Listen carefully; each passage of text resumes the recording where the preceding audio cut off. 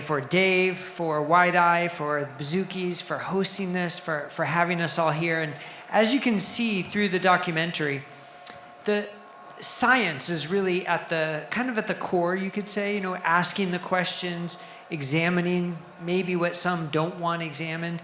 So some see science as the star of this film. I sort of see it as the supporting star. The real stars are the individuals, because it's not just science for science sake. This is science because it affects people's lives. As you could see, as it was so well documented in this film, how people's lives depend on answering these questions and looking into it. And we're so fortunate to have 4 of the individuals that you just saw on the screen who are here live and in person with us. So let's welcome to the stage, first, Robyn Dobbins, Dr. Eric Rodgers, Michelle Hurn, and Lauren Kennedy West. All right, we'll just have a seat. Now, I sort of feel like we kind of don't need to introduce everybody because we just saw them on the screen, but real quick introduction. So Robyn reversed her bipolar disorder predominantly with a ketogenic diet. And interestingly, as you heard, she started it to lose weight and lower her cholesterol. And lo and behold, all of her symptoms of bipolar depression started to whittle away. And of course, her cholesterol over time went up. And she's only been able to maintain it for 7 years, right? About, right? So pretty remarkable. But with an LDL of 300 and a calcium score of 0. So what to do? Dr. Eric Rodgers lived with severe depression for many, many years. And as a marathon runner, eating a high carbohydrate diet, started to develop prediabetes. So I said, why don't I try this low carb ketogenic diet for that? And similar to Robyn, started to see his depression just kind of melt away remarkably in ways he hadn't seen before. But of course, his LDL went up with an elevated calcium score. So as you saw in the documentary, decides to take a medication to lower his LDL. So we're going to ask you about that as well. And then it's kind of weird to introduce yourselves to yourselves, right? Here I am introducing you. So Michelle Hurn, who at 12 years old was in an inpatient treatment center for anorexia and really had racing thoughts about food, struggling to eat, and lived with this for many, many years. And sort of out of desperation, tried an animal-based ketogenic diet and again, saw reversal within weeks of her eating disorder thoughts, her anxiety around food, and also with an elevation in her LDL cholesterol. And finally, Lauren Kennedy West, who has documented her own journey quite dramatically and in a very sort of honest and raw way on her YouTube channel. So if you haven't seen it, I highly recommend you check it out. But living well with schizophrenia until she's tried a ketogenic diet in 2024, and with dramatic improvements, working with her psychiatrist, tapering off her medications, now living well after schizophrenia. So with that introduction, let's jump into some questions. Now, I mean, a lot of this has to do with how does this treatment compare to other treatments that you've had? So Michelle, let's start with you about, the range of treatments, the type of treatments, and what they did and did not do for you as you were living with your eating disorder. Oh my goodness, yeah. And what's interesting to me is anorexia and eating disorders, across the United States. There's not a standard of care. You can go to someplace, a rehab center in California, completely different in Texas, different in Hawaii. And what was also very interesting to me is the tube feeding formulas are the exact same formulas that when I was 12, right? It's still like high fructose corn syrup, maltodextrin, soy protein. So the treatments that I went through, when I was actually 12 and I was in treatment, I was put on 7 different medications, basically to kind of zonk you out because I was so anxious. I had multiple, therapists. I had all kinds of, but it was always the standard American diet. They always came back to that. I remember many therapists and other people telling me, you will know you are well when you can eat all foods. And many eating disorders, you're right, they literally will put you in a room and you have to eat these cookies. I remember when I was 12, at that point, I was the last class of individuals that went through where they combined the adults and adolescents. After that, they separated laws, made you separate. But I remember the adults, one adult came up to me and was like, do not tell them you're anxious. Tell them you feel fine so they'll let us go. I was like, why? I'm so anxious. They're, don't say anything. Say you're fine. It was literally almost a game. You would gain weight. There's a great article that was written about the fact that not young people with eating, it's called Crisis in Care. People with eating disorders go into treatment, gain weight rapidly, come out of treatment, lose weight rapidly, and the cycle continues. So, and that was kind of what I was doing. I was weight stable through adolescence, but that constant, always worrying, thinking about food, having those blood, roller coaster of up and down. So yeah, it wasn't until I really appreciated metabolic health. And I'm a registered dietitian too, so it's amazing to me that I wasn't taught metabolic health or ketogenic diets in the dietetic program. Yeah, so now that you've improved your metabolic health, you're using ketogenic therapy, you've put your eating disorder into remission and the anxiety and all the thoughts. What do you think your dietitian colleagues will think about all this, or what do they think about it? Yeah, I'd like to think it's getting a little bit better as we start to have some research, more research papers. But when I first started talking about it, it was not okay. I'll never forget. I was still actually practicing in acute care, and I went from paralyzing anxiety, not being able to focus. I was running marathons, not running, to completely changing my life on this low carb diet. And one dietitian kind of said, hey, I need to talk to you. And she's like, all this meat is not good for your heart. And this dietitian was obese, and it was just the cognitive dissonance was amazing to me. I was like, I don't think I'm doing okay, But once again, it's I think we really have to be a part of the people that shift the paradigm. I think one of my favorite things, and this was my first time seeing this documentary, was they kept saying we have to be curious, we have to ask questions, and if it's a question that bothers you, and ask dietitians about keto or LDL, that will bother them. That means we need to explore it. We need to see, because if you had told me, gosh, throughout my 20s and early 30s that I could just feel so much better, you're going to be able to be calm and be focused and, not be so inflamed. I wouldn't have believed you just because everything I was taught said the opposite. Now, you all had your own journeys, and I'm sure you all had maybe some doubts and some curiosities as you were starting with ketogenic therapy. But Lauren, you were the most public of everybody starting it. I mean, here you were sort of announcing it to your hundreds of thousands of followers on YouTube. So I'm curious how you felt when you were starting. Were you skeptical? Were you optimistic? Everybody's going to think I'm crazy? Kind of what was going through your head? I think I was a little bit skeptical, honestly. I think I approached it from the perspective of, well, what harm could it do to try to improve my metabolic health? Maybe it's not going to get to my symptoms of schizophrenia, but I don't know, the worst thing it can do is improve some other aspect of my health for the 6 months I'm dedicating to trying this. And I think I started sharing on our YouTube channel about this kind of N=1 real-time experiment of using ketogenic therapy to try to see what effect it could have on my schizoaffective disorder. And I think maybe naively I anticipated a response of oh, thank you for showing us this. This is really exciting. We're excited to see. Not the response at all. Well, that's not true. There were some people who were of that mind, but largely hate. And fear and calling me dangerous and harming the community. And so that's been a tough thing to try to navigate over the last 2.5 years. But it's really interesting how, ingrained that skepticism, it's not even skepticism, I think it's a fear of the unknown and how much, I guess, identity gets inwoven in things like navigating a chronic mental illness. And just to point out, you said your 6-month experiment, but it's now been, you said 2.5 years? 2.5 years, yeah. It went well, so I'm still doing it. Yeah. And so it's clear you've all been impacted your own lives dramatically, but also your family's lives. So Robyn, I mean, nothing is more dramatic in this documentary than you and your daughter and your husband and your family. And just what kind of impact has it had on them? How can you even summarize how it's changed your life and their lives? Well, that is a hard one to summarize. It's just different. Everything is different.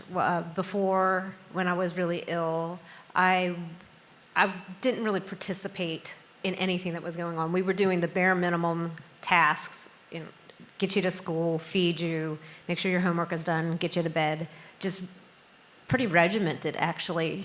This was being treated, right? You were actually in treatment. I'm in treatment, and that's what life was like. Because when they were gone, if they were at school, I was asleep, very sedated on the medications. And now, I mean, we've been here 2 days, and my son's texting me all the time, like very excited about us being here. And my daughter, she'll come back into the house after she leaves and realizes that she didn't give me a hug. So she'll come back in the house and give me a hug. She's 18 now, so she's getting ready to leave. I'm not sure what we're going to do without her in the house anymore, but it's just, you can't describe the difference. We went and did her senior photo shoot together this past weekend and just got to spend some special time, just she and I doing something together. And that just was completely unheard of when I was in those treatments. Yeah, I think that's so dramatic to see on the film. So thank you for sharing that. And Eric, of course, we saw how it changed your life as well.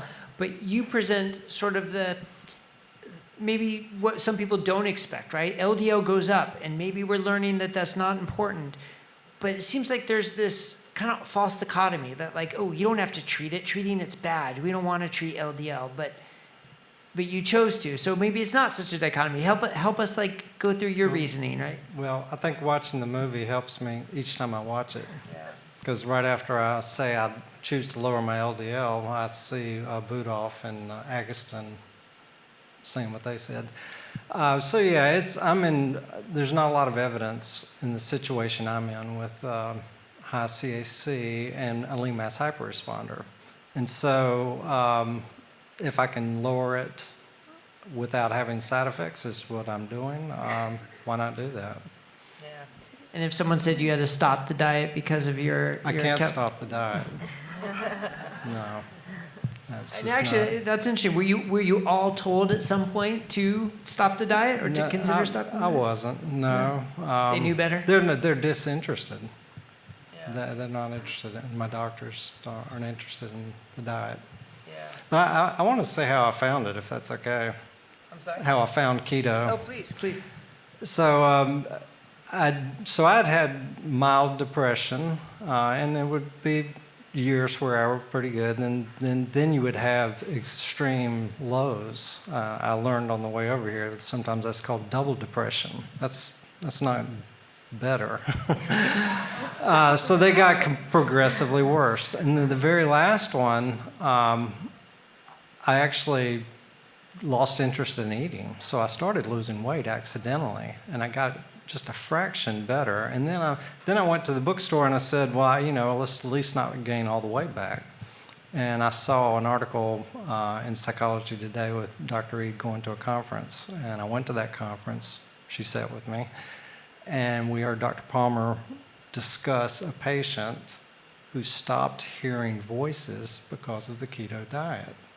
I remember that vividly. And so there you go. I'm just gonna. It was a no-brainer. Yeah. And that was in 2017, so it's almost 10 years. And I've had a high CAC for about 10 years. And right, and I think that's so important about your case and specifically in what so many people live like that. CACs don't have a timestamp on them, right? So you started the ketogenic diet. It doesn't mean the calcium was built up after you started the ketogenic diet. There are plenty of other reasons the way you lived your life before, right? It's probably slowed down. Yeah. So.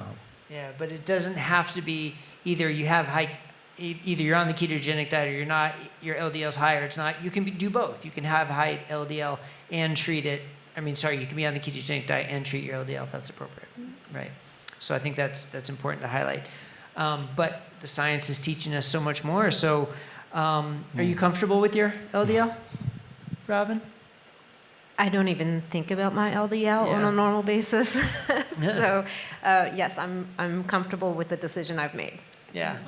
and the way it's changed your lives. No one can blame you. No, there's I say in the film, there's no reason to go back to how I was. Yeah. Just because of this one number that, to me, it is very significant, but to me, in my life, in my daily life, is not a significant number. My overall well-being, the joy that I feel on a daily basis, the energy that I have, the things that I can do now, there's no trading it because of that number. Yeah.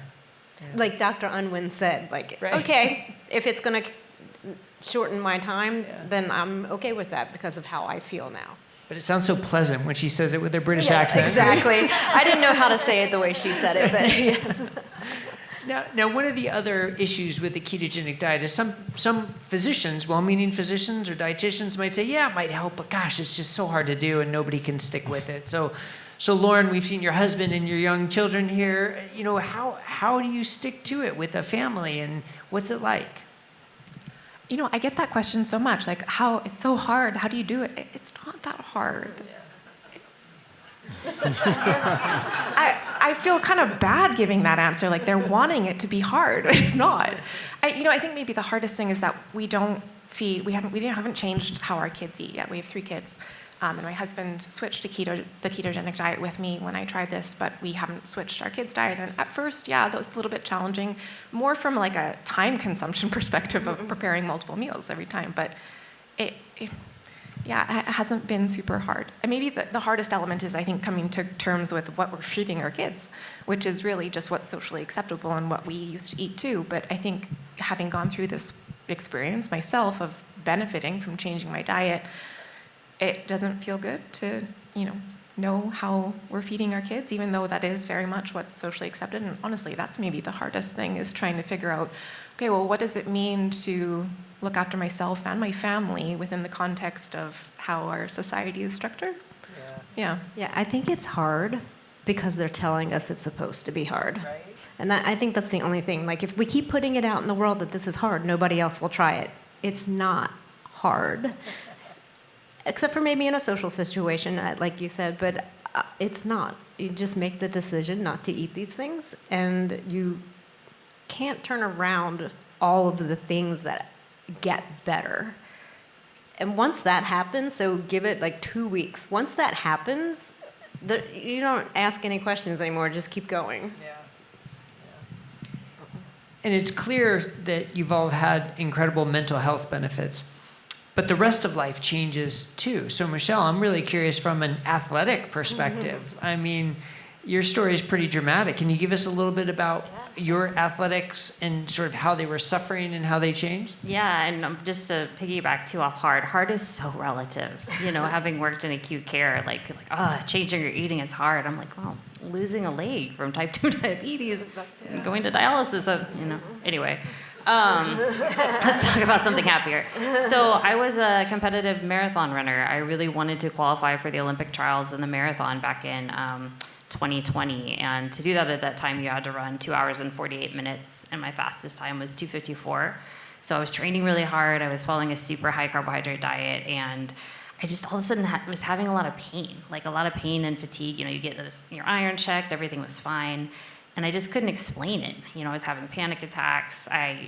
Talking to a few dietitian friends, and they're like, you need more carbs, more carbs. Mm-hmm. It's like, oh, geez, because I was already eating a lot of carbs. So I was like, okay, let's do it.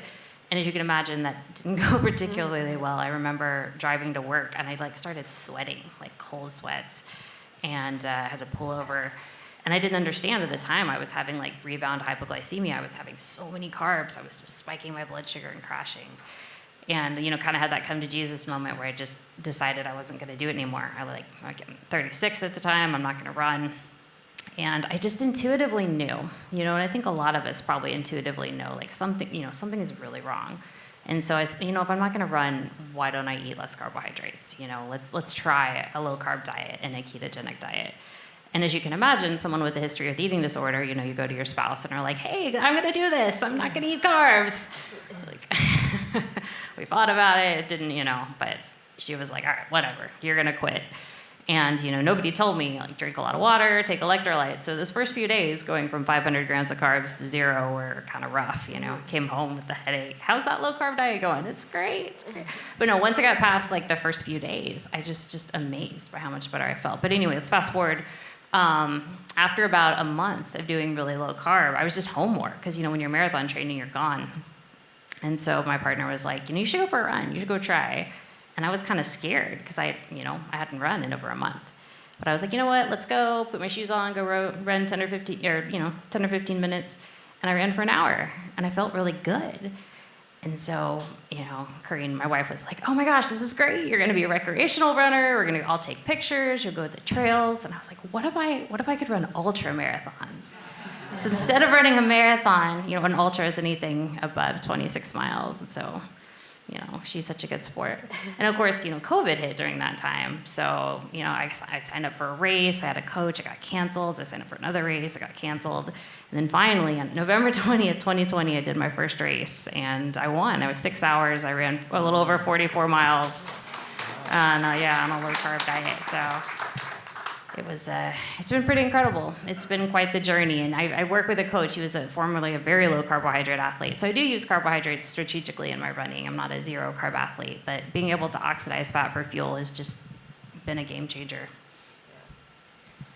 So Eric, compare your mental health now to... Well, I want to piggyback on that for a Please, minute. go ahead. I started running marathons at age 40. Yeah. And then at age 55, I was told I was pre-diabetic while still running marathons.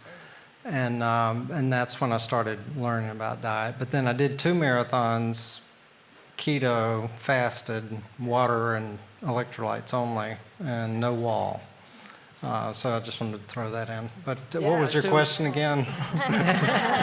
So again, mental and physical benefits, really dramatic. Absolutely.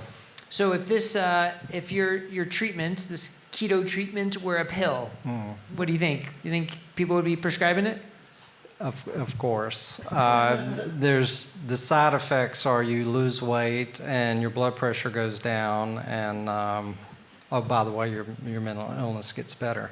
But it's actually happening in the reverse also. Doctors are using it for diabetes, and their mental illness went away. So, of course. And so what do you think about the LDL research? Like, what do you have a take-home from the documentary and from the research being done? This wasn't in the documentary, but ApoB, LDL didn't associate with plaque progression. So what am I doing?